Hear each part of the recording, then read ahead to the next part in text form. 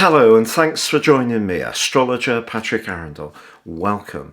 Today I'm going to do a deep dive special on the sparkling Sagittarius solar eclipse of the 14th of December. This occurs at 4:18 p.m. Universal Central Time. Now, as usual, I'm going to examine the relationship between the Sun and the Moon and what they forge, the angles they forge with other planetary players, but also what else is going on that day in that day chart, because jointly that's going to provide a backdrop of energy for the next 6 months, and that's really exciting.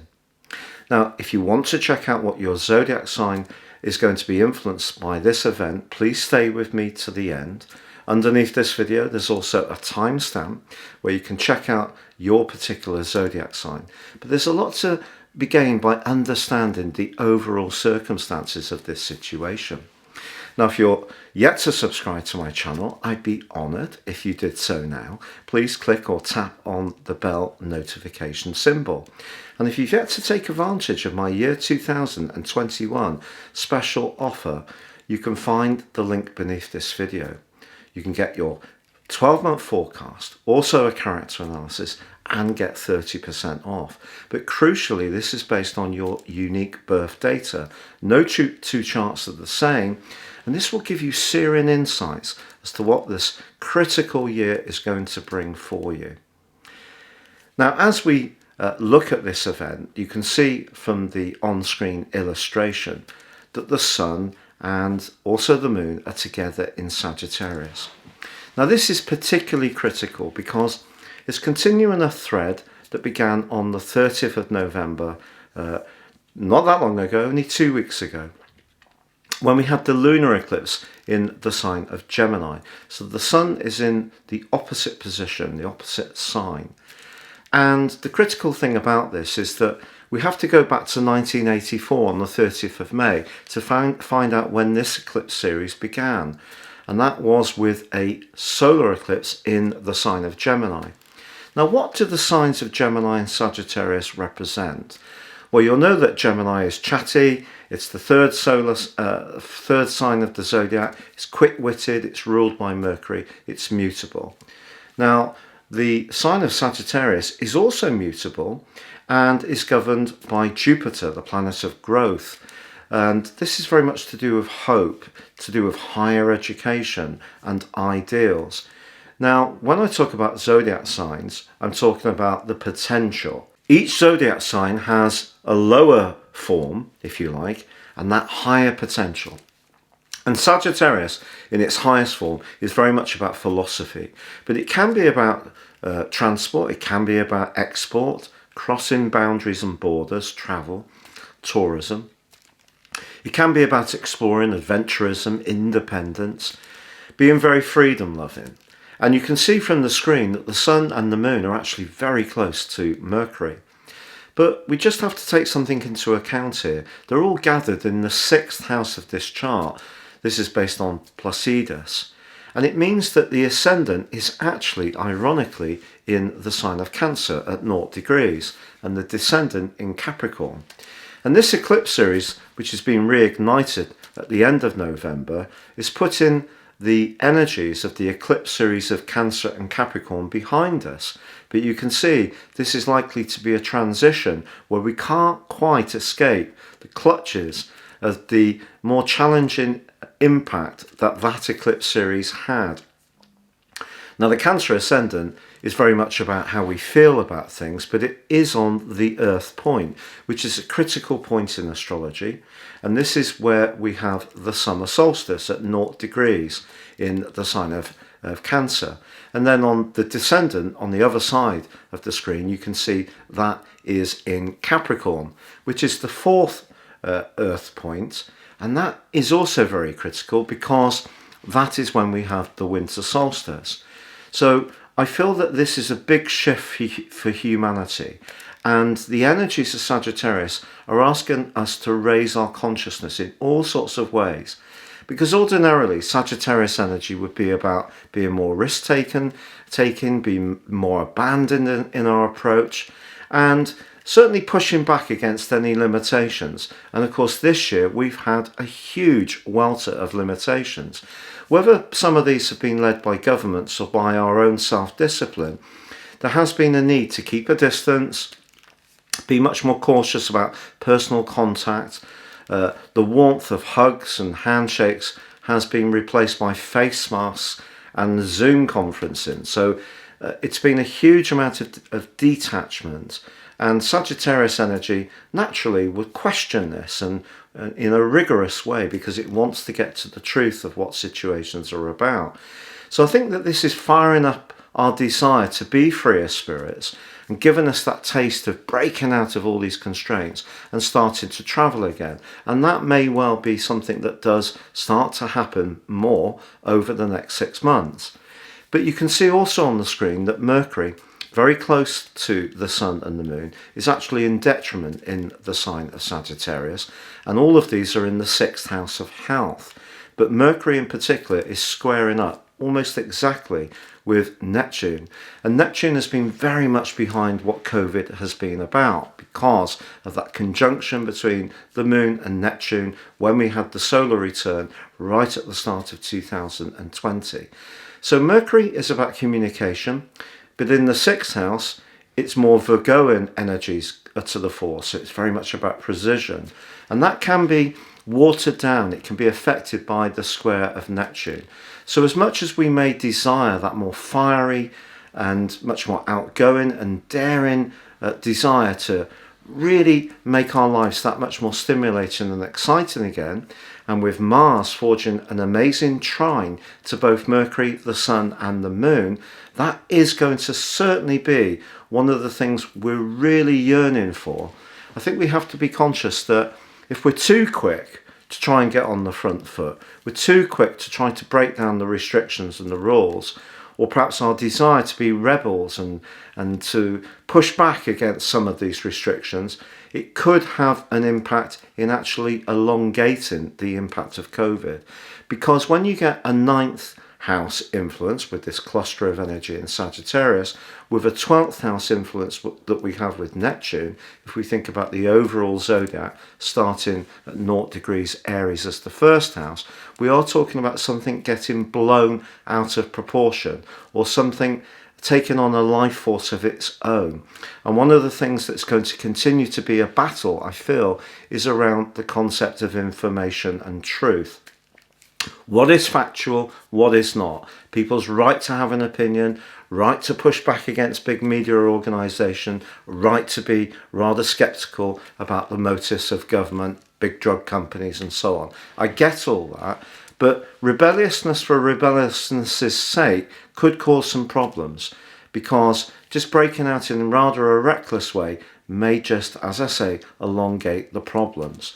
But I think what we're desperately yearning for is some kind of new beginning. And I do feel that the fire that's coming from Mars, which has caused so much mischief over the last 5 months, whilst it's been in the sign of Aries, and since it's been clashing since the end of June, firstly with Jupiter, then Saturn, then Pluto, it's going to come back into a square with Pluto as we come to the end of this year. And you can see that they're pretty well in a square by 3 degrees now, and actually over Christmas week are exactly in a square. So the desire to meet up, to socialise, to make merry could definitely instigate a 3rd wave of COVID, just in terms of the astrology, because Mars is about being a free spirit, it's about being individual. Pluto is potentially about death and reconstruction.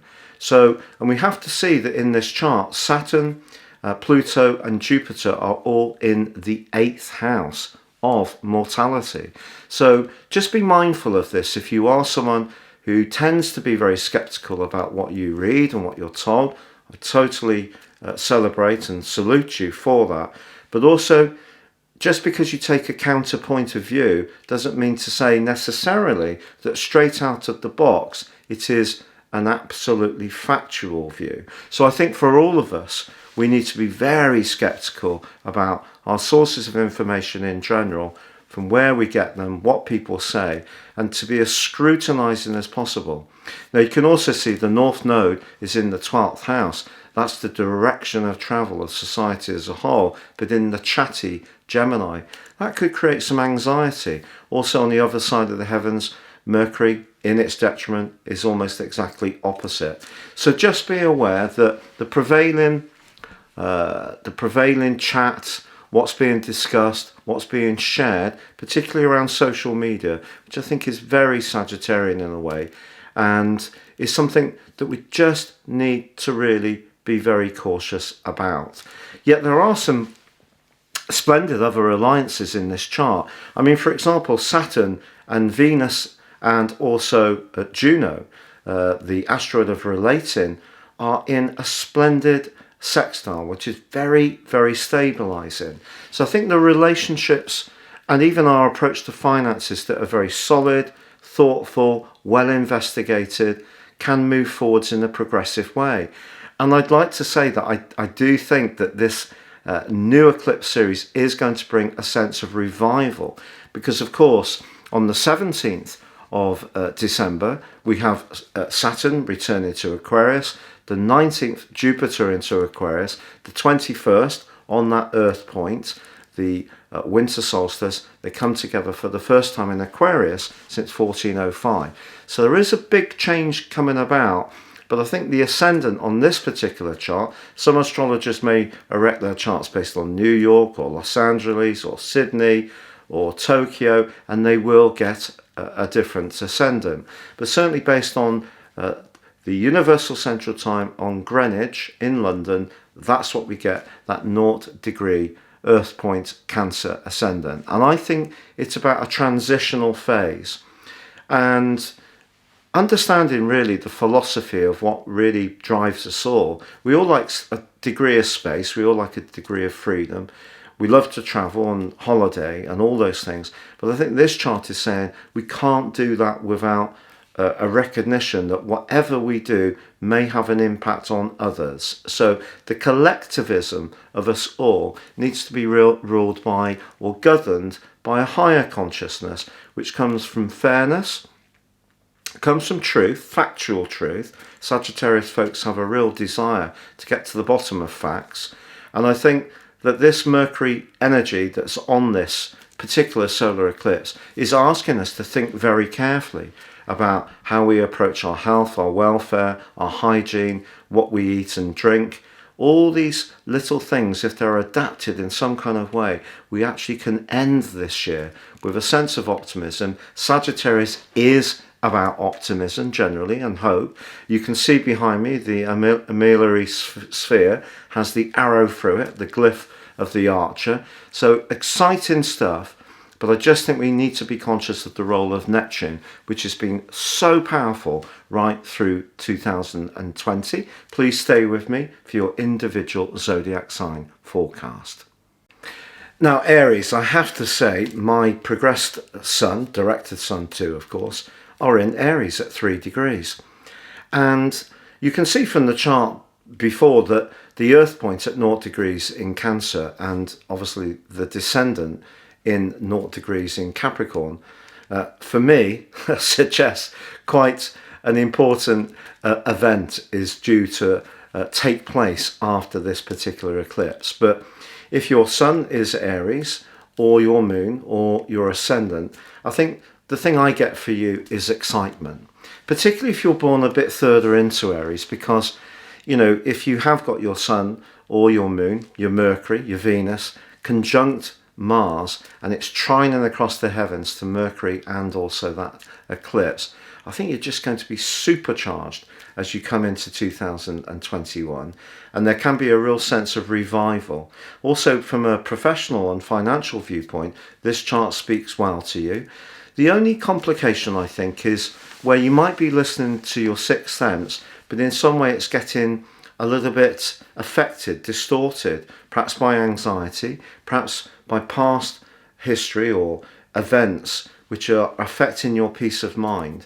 But if you're very much in the present with where you are at the present time, pardon the two presents, then I feel that you really can embrace this.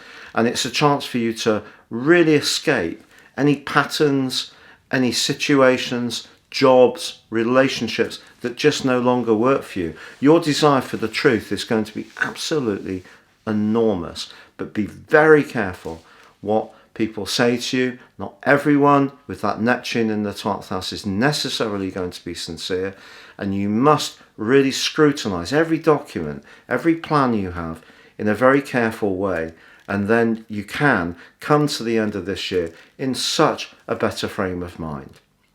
Now, Taurus.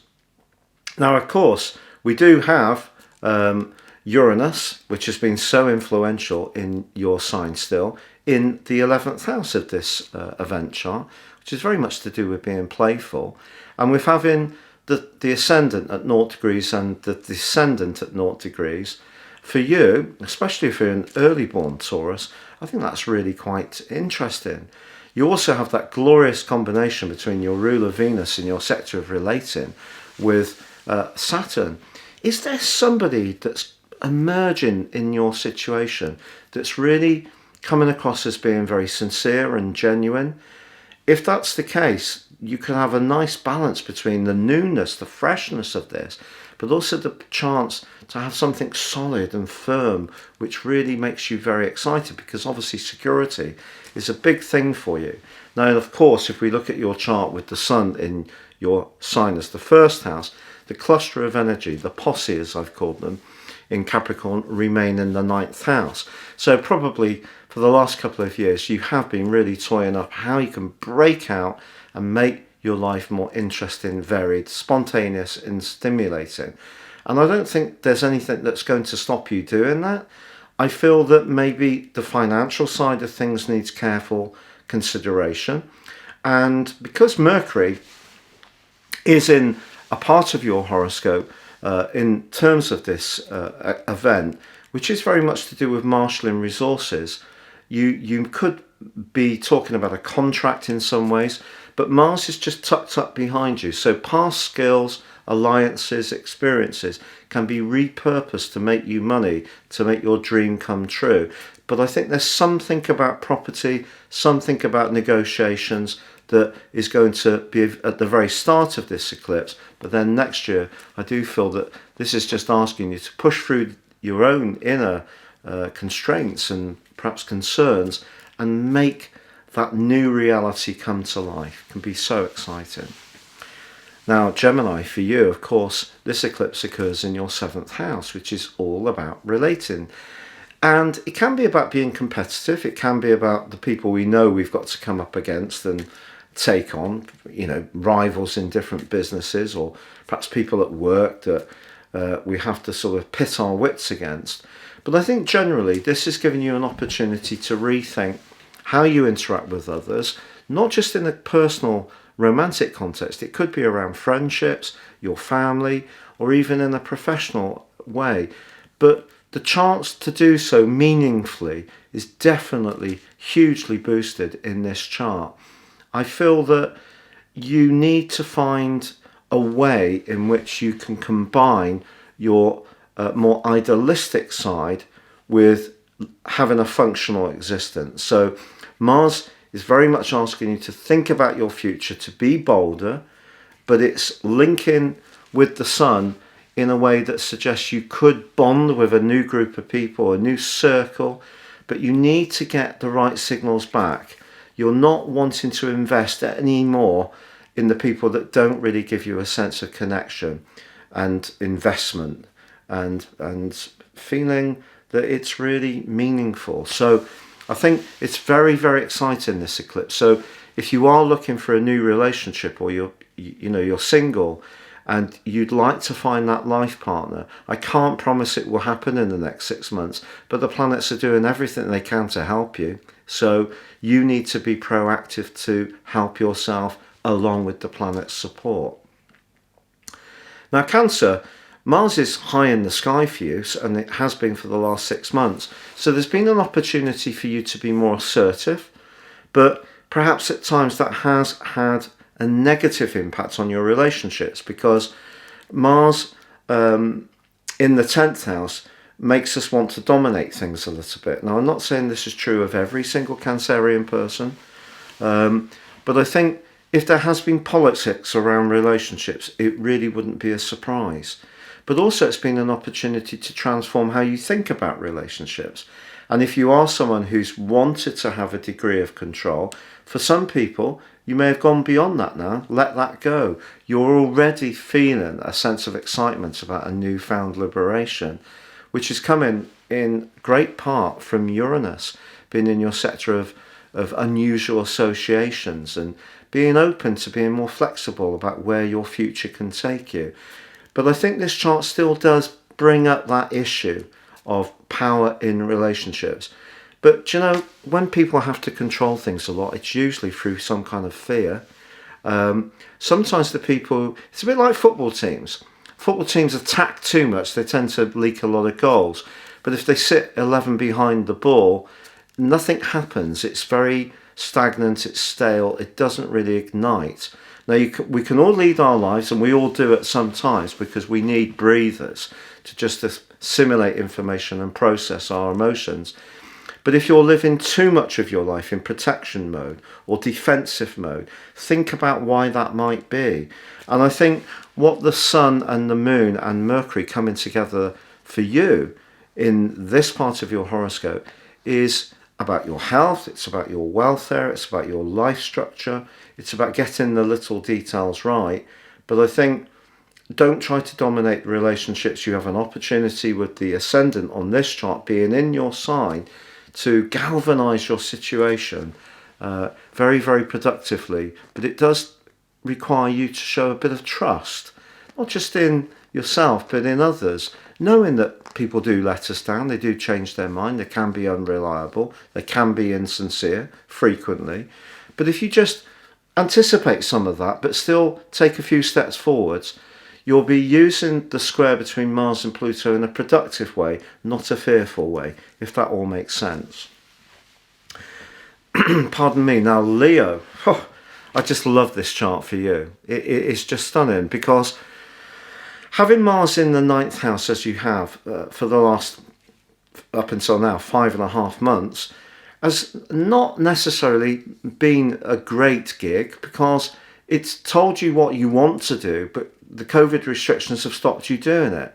And you know, even if COVID wasn't happening, I still feel that your everyday responsibilities and obligations, your sense of duty, your natural kindness may have stopped you from really kicking up your heels and doing something completely random and spontaneous. And I think the planets are asking you still to do it. And you may still need to negotiate with other people you share your life with, so that they're taking a bit more of the responsibility off you. With the ascendant on this chart in your 12th house, try to continue to grow your personal awareness, becoming more conscious of your shadow side, the part of you that you may not be quite so familiar with, the part of you that you may not even want to look at all because it's tender or a little bit sensitive or raw or perhaps fearful. If you can grapple with that, the rewards that can come for you over the next 6 months can be absolutely phenomenal, because this really is such a positive chart, and it can push you forwards to be much more galvanizing in your approach, sportier, more active, more fun, if that's possible, more charismatic. Okay, I know that's entirely impossible, but do you get my drift? I don't think you've been on the greatest of form over the last couple of years. There's been too much demands on you, and you felt fenced in, and at times it's been very difficult to kind of find the door, you know, find the catch in some kind of wall where there's a hidden door. But you can, if you come to terms with your more sensitive, vulnerable side, because once you do that, some of the things that have been blocking you, perhaps staying in a relationship that's not really very nurturing or pleasing, being perhaps fearful of letting go of children or material situations, you'll become more of a free spirit. And once you're like that, there is no one that burns as brightly, as warmly, as gorgeously as you. But you've got to give yourself permission to go for it. Now, Virgo, the interesting thing about this day chart, you know, is that because there's such a spread of influences between those in Scorpio through to the moon in Sagittarius that are all in the 6th house, which is very much about your energies, which is about discipline, it's about meticulousness, it's about discrimination, it's about sifting through things to make sure that there's a purity, if you like, in approach, making sure that things work practically very well so you can see a return. But of course, the eclipse itself occurs in your sector of the home and emotions. But if you're in a job that isn't giving you very much pleasure, I really feel that this chart is urging you to do something about it, because if you don't, I think the thing that's going to suffer is your energy, your vitality. And you can perhaps consider your options in terms of what work you could do from home. If you haven't considered that, or you feel that you can't retrain because of COVID, or there aren't opportunities, try to reprogram your thinking to think that, do you know, someone somewhere is going to be moving from COVID into a period of opportunity and success. Not everybody is going to be on the back foot, and you could choose to be the person who actually converts what has been a horrible situation for so many people into something that really starts to evolve you in a new way. But your tendency to want things to be perfect might stop progress. And I think you need to come to terms with the fact that the only perfect thing in life is its imperfection. And the more that you realise that, but use your natural skills where you can influence things, but accept that not everything is going to run exactly to the time of a Swiss watch, then you can let go. You're letting go of a lot of expectations. You're creating space inside yourself. Remember, Sagittarius energy is about space and freedom. So in the 4th house for you, if you're living in cramped conditions, it may be you have no choices. I'm very sensitive about this. You know, I've not always had an easy time. So, you know, I'm not someone who tends to think that everything's wonderful, everything's possible. Sometimes we are in situations that are very daunting. But if you can, even by decluttering, create more space for yourself. You do some research online to find out what sort of employment opportunities they are. If you've got any kind of technical ability around the digital age, don't scorn it, embrace it, but don't necessarily assume that because it's all the ducks have got to be perfectly in a row before you can do anything. Go down to the river. Sometimes they're not in a row. Sometimes they're at different angles. I live by the River Severn in England, so I think it's England's longest river actually. It's quite a sleepy river. It's not very. I actually have a weir near to here. We had salmon jumping over it, or trying to jump over it recently. The water was very high, but you know, don't expect the perfect circumstances to come along. Whether it's about moving home, starting a family, you know, finding that exactly correct job. Just keep pushing out there and being flexible, because the cluster of energy that's in Capricorn is about opportunity. It's about creativity. So give yourself permission to go for it. And Uranus, if you don't, Uranus is just going to be making you feel more and more stressed and irritable. So if you're keeping going with something you're not enjoying, Uranus will let you know about it in very physical ways. Now, Libra. Now, having this collection of energy around this eclipse in your 3rd house is great, because this is about speed. It's very Geminian, if you like. It's very much about neighbours. It's about siblings. It's about the digital aids we all use. It can be about short journeys. It can be about written things, text messages, emails. There's going to be loads of that over the next 6 months for you. And interestingly, because obviously there's been that big pack of energy in your 4th solar house over the last 2 years with Saturn and Pluto, the last year with Jupiter. You can also see on the screen here, we also have Pallas. Well, actually, Pallas, beg your pardon, I need to put my glasses on. Pallas is at 2 degrees in Aquarius, which is good actually for you. That's a foretaste of what's about to come with Jupiter and Saturn sweeping into Aquarius 17th, 19th of December. So exciting, particularly if you're born right at the start of Libra. You're going to love it. But wherever you are in Libra, these guys, this posse that's been in Capricorn, has been challenging around your identity, your emotional identity, family life. Lots of things may have limited you, but I feel your thinking, your enthusiasm, your energy are going to really start to ramp up. You may find yourself talking to someone new, someone quite exciting, because with Mars in that 7th house, it may have been a bit of a wrecking ball around some relationships since the end of June particularly. But if someone has been cleared out, I don't mean this ruthlessly or unkindly, from your situation, that's providing a source of energy for you to go forwards. So really exciting stuff's coming for you. I have a Libra ascendant at 23 degrees. So this eclipse is an exact sextile. Now, some astrologers will say the eclipse has to happen on a natal point in the chart, such as the ascendant, the sun, the moon. I do feel that we can't be quite as narrow-minded about. I'm not saying they're being narrow-minded. We can't approach it in such a narrow way, because we all need to feel that there are opportunities coming. And the roar of this energy, it's a fire eclipse that's forging a trine with Mars, which rules the fire sign of Aries. Come on, we've got to believe that we can shake things up. So for you, who can be a leader because you're cardinal and you've had all these constraints, perhaps there's been a lot of inner work going on with you the last couple of years, I feel that you are coming into a really new position where you can really spring forwards, but you've got to make it happen. And that means stopping, sitting on the fence and analysing things to such a degree that you lose the momentum to make things happen. Do you know that 4 of coins feeling where you feel so lacking in motivation, a bit depressed, can't be bothered to do anything? I nearly used a bad word then. Well, this is what has been manifesting a lot for you over the last couple of years. Now you're going to get going. So really enjoy the opportunity. Now, Scorpio, of course, this eclipse occurs in your sector of resources. My ascendant, actually, a lot of it, 2/3 of it actually is in Scorpio. So, oh, lovely, money, I'll take that.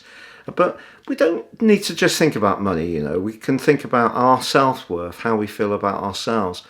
It's been a lot of conversation, a lot of thinking with you the last couple of years. Where's it left you? I think it's left you feeling much better informed, particularly around who's around you immediately. If you're not particularly happy with the environment you're in, people don't speak much, or they're a bit grumpy, or they speak one day or not the next, or you're in a situation where it's just all rah-rah with traffic and there's no community. I think that this eclipse is priming you to get the kind of foundations in your world that make you feel at peace, comfortable, where you can gain the kind of income you feel you're deserving of, but it needs to be in a way that suits your principles. So if you're doing a job that doesn't gratify you, that's going to change over the next 6 months. You're already being asked to change that. Or is it a relationship with Uranus in your 7th house? Mars is in your 6th house of work, and these guys are all in your 2nd house. I think there's going to be a change around a lot of Scorpios. Not every Scorpio, but a lot of Scorpios work. You're going to want to make money in a different way. You need a new connection to people in general.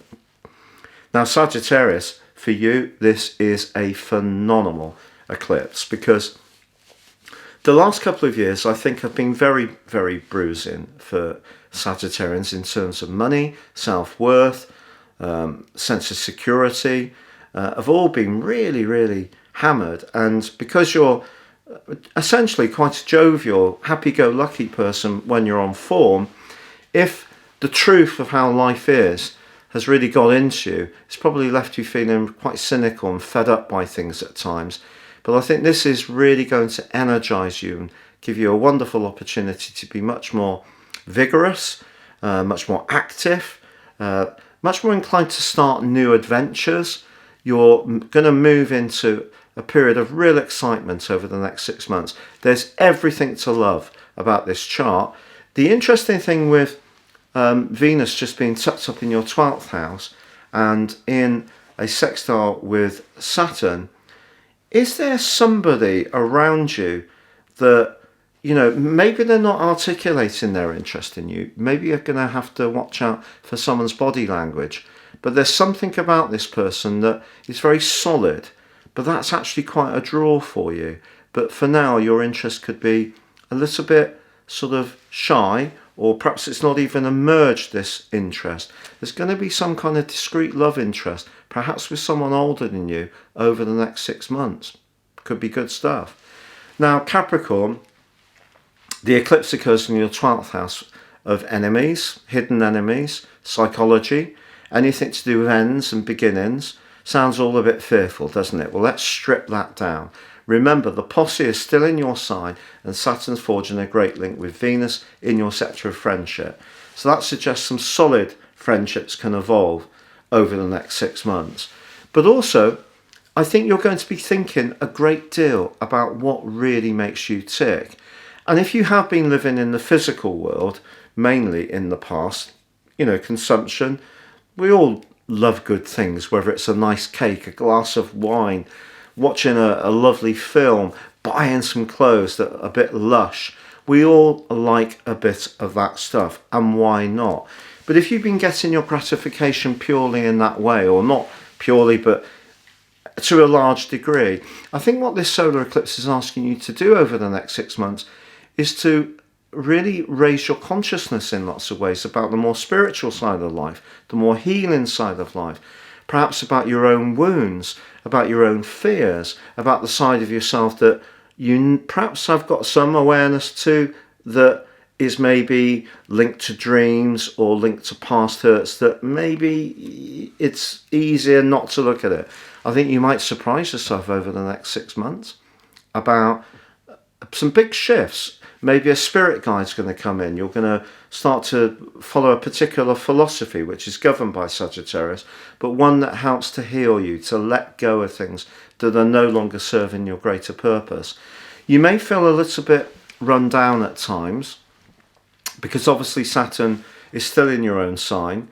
It's, you know, obviously at its dignified here, but it depends on where your sun is. If you're born quite late in Capricorn, your energy could be a little bit lower just now.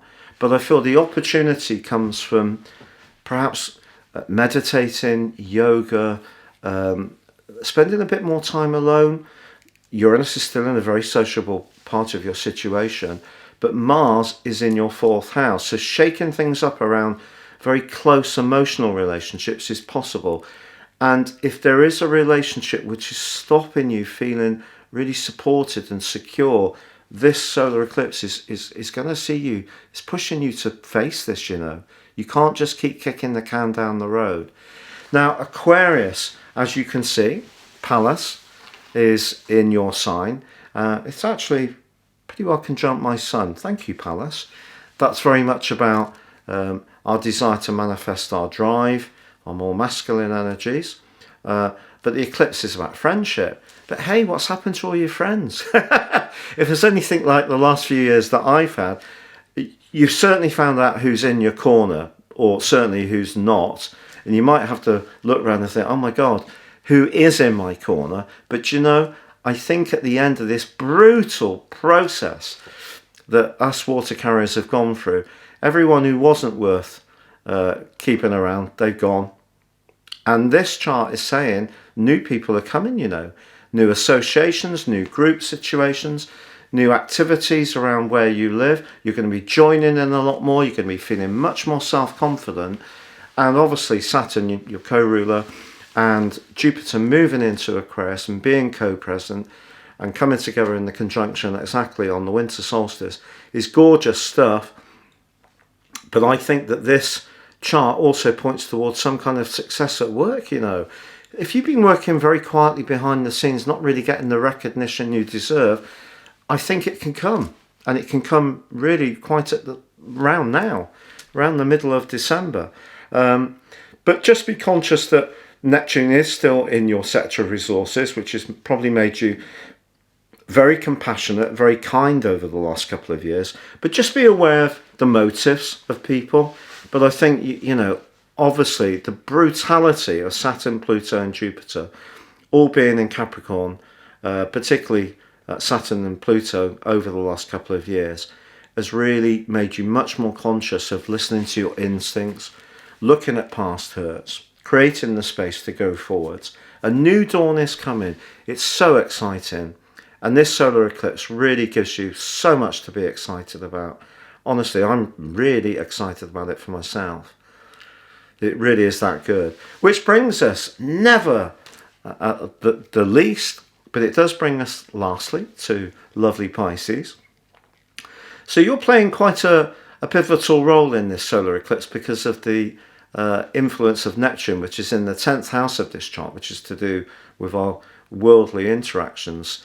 You also have Ceres there, the god of agriculture, and that's actually forging a brilliant sextile to Uranus. So if you're someone who's interested in cooking, making things from scratch, particularly anything to do with home cooked foods, perhaps fish, because of the Pisces side of things, I think you could be looking at your diet in quite a major way. But you know, what really calls out on this chart is work, or your role in life. If you're not feeling fulfilled in what you're doing now, that you could be changing something over the next 6 months and surprising people by what a lot of thrust and self-confidence you show. Or you could do something around property in a very confident manner, which can pay off well for you. It's the usual story for you, Pisces. You can be incredibly kind, incredibly giving, sacrificing. You know, you'll be the last person really putting everything in. But sometimes it's knowing when to opt out.